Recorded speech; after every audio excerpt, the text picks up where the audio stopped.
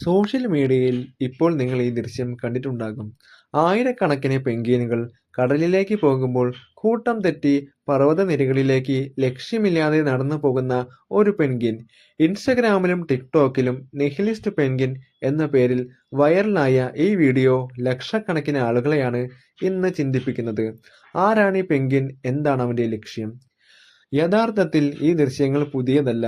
2007-ൽ പുറത്തിറങ്ങിയ encounters at the end of the world എന്ന വിഖ്യാത സംവിധായകൻ വെർണർ ഹെർസോഗിന്റെ ഡോക്യുമെന്ററിയിലേതാണ് ഈ രംഗം.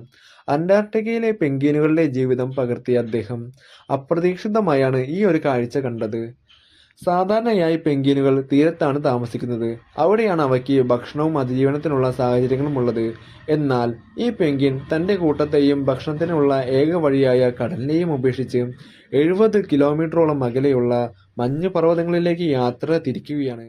ആ നടത്തം മരണത്തിലേക്കുള്ളതാണ്. കാരണം അവിടെ വെള്ളമോ ഭക്ഷണമോ ഇല്ല.